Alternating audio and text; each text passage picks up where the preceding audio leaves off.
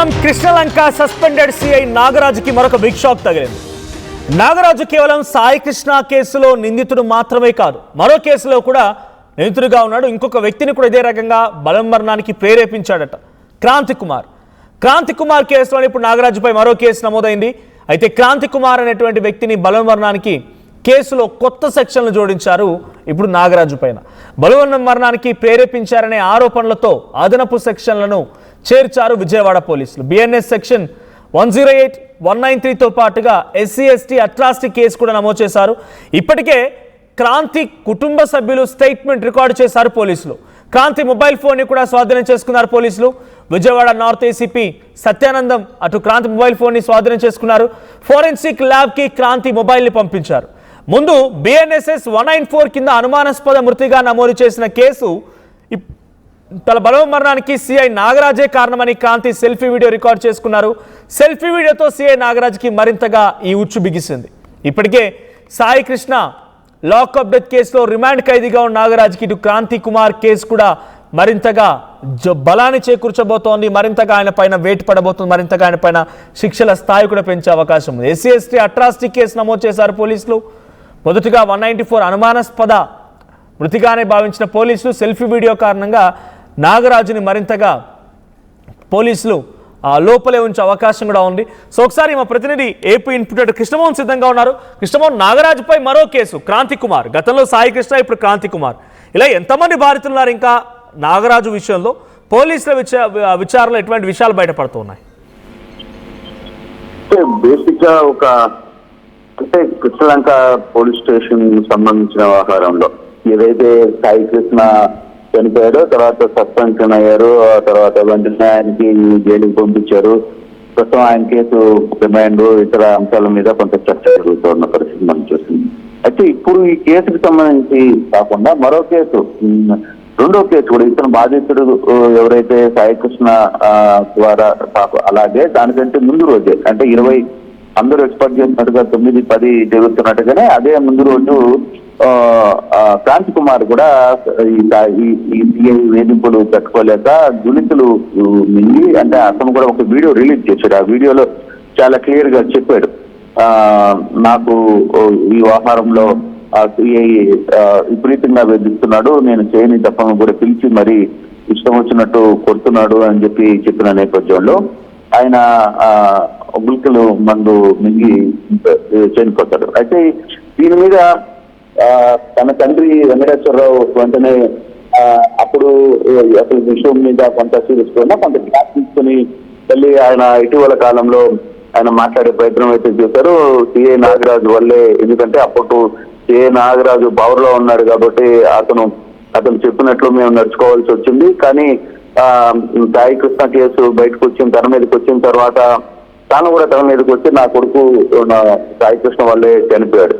ఈ వ్యవహారం మీదనే కొంత సీరియస్ గా అంటే సామాజిక సంఘాలు, తర్వాత ఇతర నాయకులు, జగన్మోహన్ రెడ్డి కూడా వాళ్ళ ఇంటికి వెళ్ళి కలవడం, ఇవన్నీ కూడా కొంత తన మీదకి వచ్చిన నేపథ్యంలో ఈ రోజు ఈ కేసుకు సంబంధించి పోలీసులు కూడా ఇన్వెస్టిగేషన్ చేసిన నేపథ్యం అయితే చూడాలి.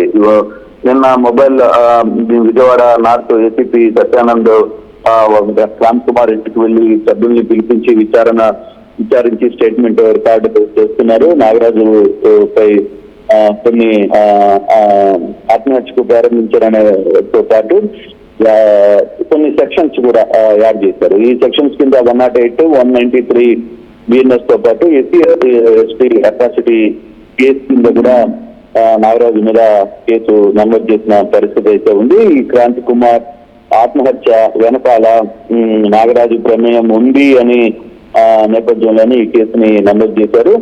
సాయి కృష్ణ లాకప్ డెత్ తర్వాత తన చావుకి కారణం నాగరాజు అంటూ ఏదైతే సెల్ఫీ వీడియో విడుదల చేశారో అప్పుడు దాకా ఈ వీడియోను కూడా పోలీసులు బయటికి విడుదల చేయలేదు. ఎప్పుడైతే నాగరాజు ఇష్యూ తెర మీదకి వచ్చిందో అప్పుడు ఈ వ్యవహారాన్ని తెర మీదకి తెచ్చే ప్రయత్నం అయితే చేశారు. దీంతో ఇప్పుడు క్రాంతి కుమార్ కి సంబంధించిన ఫోను ఇవన్నీ కూడా పోలీసులు స్వాధీనం చేసుకుని దాన్ని ఫోరెన్సిక్స్ పంపిస్తున్న పరిస్థితి అయితే ఉంది.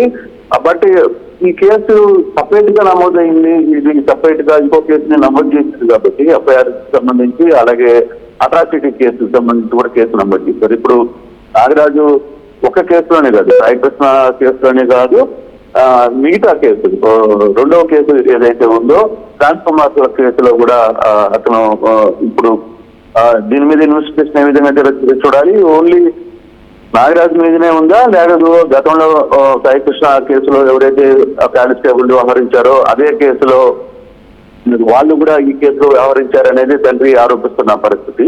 సో మిగతా వాళ్ళ మీద కూడా కేసు పెడతారా ఏంటి అనేది చూడాల్సిన నేపథ్యం. మొత్తం మీద నాగరాజు మీద క్రాంతి కుమార్ ఆత్మహత్య గెలిపాడు, ఆత్మహత్యను ప్రేరేపించిన విధంగా నాగరాజు చేశాడు అనే దాని మీద మరో కేసు నమోదైన పరిస్థితి అయితే ఉంది.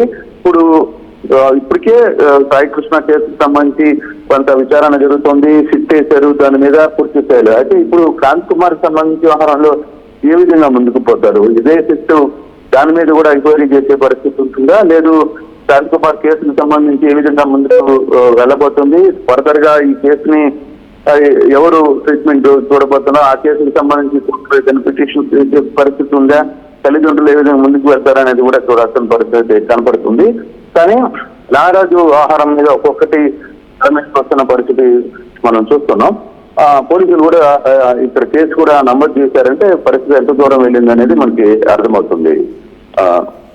Right, thank you Krishnamohan. So మొత్తంగా నాగరాజు పైన మరో కేసు నమోదు చేశారు పోలీసులు.